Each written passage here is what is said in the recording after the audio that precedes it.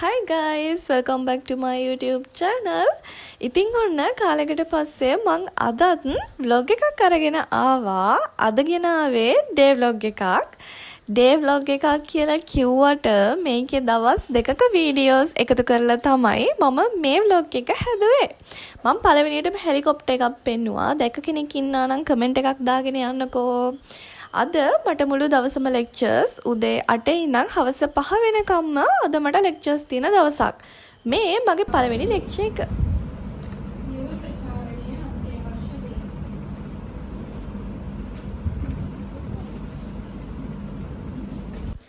පළවෙනි ලෙක්චර් එක ඉවර වුණාට පස්සේ පොඩි ෆ්‍රී ටයිම් එකක් තියෙන හින්දා අපේ බොඩිමට චුට්ටක් සිග්නල් අඩුයි. ඒ හින්දා මම ලයිබ්‍රරි එකට ගිහින් මගේ රෙකෝඩින්ස් ටික ඩවුන්ලෝඩ් කරගත්තා.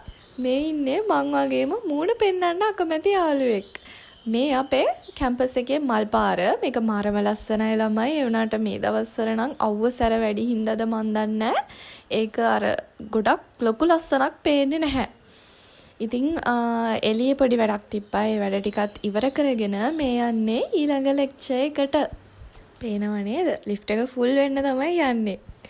අද මට මේ තියෙන්නේ ඉංග්ලිෂ් ලෙක්චර් එක අපේ. අද තියෙනවා ඉන් ක්ලාස් ඇක්ටිවිටි එකක්. මේ ලෙක්චර් එක ඉවර වෙනවත් එක්කම මට තව ලෙක්චර් එකක් තිබුණා. හැබැයි මම ඒකේ වීඩියෝස් මුකුත් ගත්තේ නැහැ. මොකද ඒක කරන මැඩම් ටිකක් සැරයි. ඒ හින්දා මම ෆෝන් එක එළියට ගත්තේ නැහැ. ඔක්කොම ලෙක්චර්ස් ටික ඉවර කරලා මං ආපහු බෝඩිමට ආවා. බෝඩිමට ඇවිල්ලා මේවා ඔයාලා බොනවද බලන්න.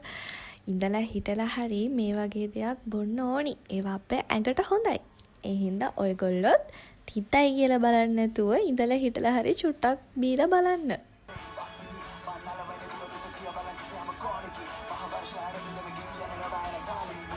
දවසම ලෙක්චර්ස් ඉවර කරලා ආවත් හවසටත් වැඩ තිබුණ හින්දා සින්දුවක් අහන ගමන්ම වැඩ ටික ඉවර කරා.